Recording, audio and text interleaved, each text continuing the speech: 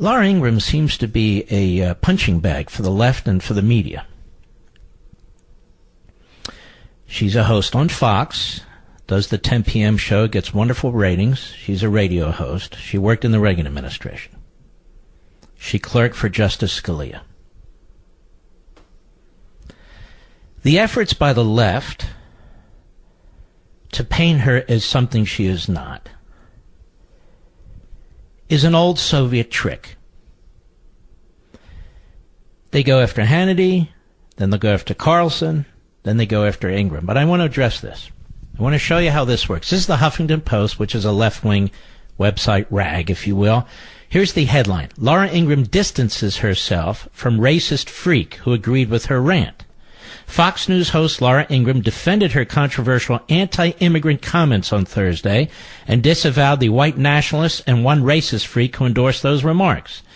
Although Ingraham didn't name the individual, she's likely referring to former KKK leader David Duke, who tweeted and then deleted praise for her comments, in which she lamented the massive demographic changes caused by immigration and said in some parts of the country, it does seem like the America that we know and love doesn't exist anymore. So by saying that statement, you see, Laura Ingraham is what? A white supremacist? A racist?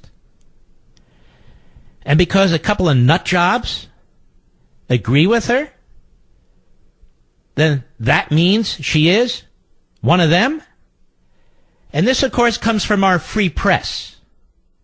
From our free press. The left can't have it both ways. The left can't say on the one hand by 2044, I think it was Biden who said it, or Obama, that the minority will be the majority. Well, what does that mean? What does that mean? Or these ethnic front groups, which have as their purpose the quote-unquote reconquering of California and Texas and New Mexico and Arizona. We have open borders. Of course there's going to be a massive demographic change in this country. She's stating a fact. Of course communities are changing rapidly as a result of the open borders. That is a fact. Local school districts, local town councils and mayors, states are all having to deal with this. Having to find people who speak various languages. The left wants it both ways. They want people who vote to have the ballot in the language of 2, 3, 4, 5 different native tongues. Same with our schools.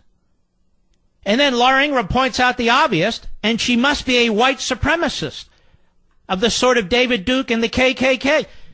Is there anything whatsoever in her background that indicates that? Nothing. Nothing. So the goal here is to shut her down so she can't raise objections, so she can't talk about what she actually sees and notices. Of course there are demographic changes. There are demographic changes in Germany. Demographic changes in France. Demographic changes in England. Demographic changes in America. That's what immigration does. It creates demographic changes. The problem is, Huffington Post, is the lack of assimilation, which you object to, which you oppose. Assimilation. Embracing the principles of the founding of this country. Embracing our economic system. Because the left hates the founding of this country, the left hates our Constitution, and hates capitalism. And they show us every single day by celebrating the 28-year-old who won by 17, who got 17,000 votes in New York City and so forth. But of course there are massive demographic changes going on. More and more people don't speak English and don't want to speak English. Is that good? Are you a white supremacist for pointing it out?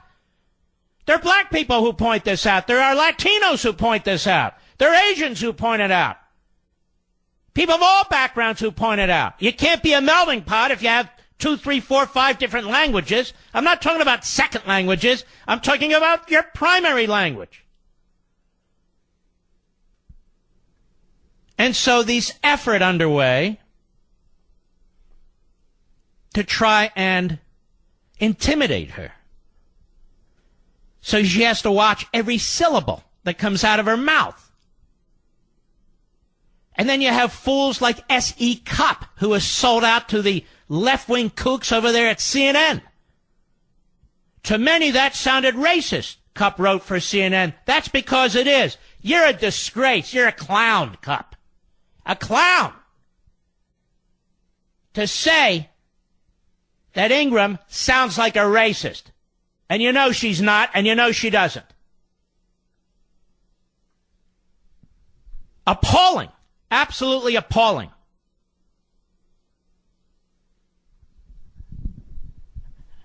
This is how they view us, folks. This is how they talk about us. This is how they trash us. This is why they hate Trump.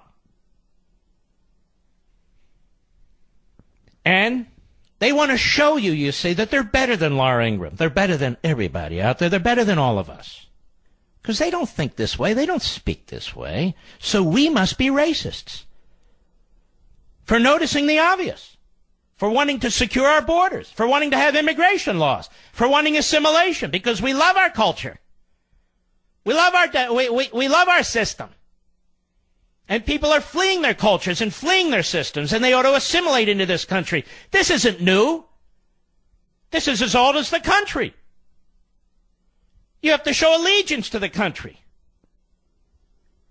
We spend all our time talking about illegal aliens and foreigners coming into this country. And if you don't get in line and you don't walk in march step with the left, then they take shots at you. You must be a racist. Oh, well, David Duke agrees with you?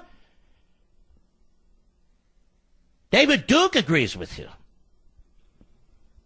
Now, these are the same people who barely blinked when Keith Ellison, the number 2 man at the DNC who wanted to be the number 1 man, has spent part of his life working for Farrakhan. They don't say a damn thing about the anti-Semitic things this man said. They were perfectly happy with Obama and what he was doing to the state of Israel. Perfectly happy. No problem.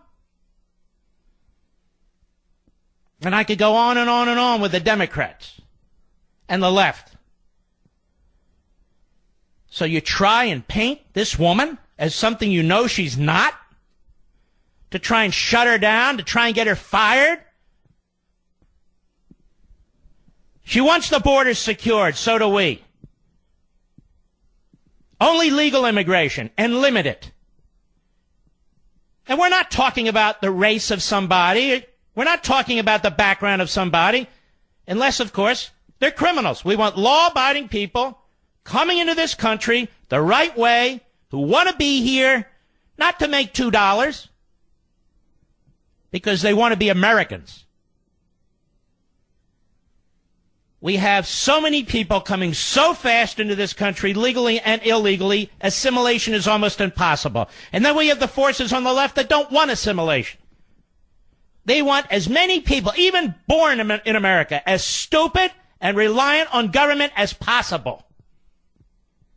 As possible.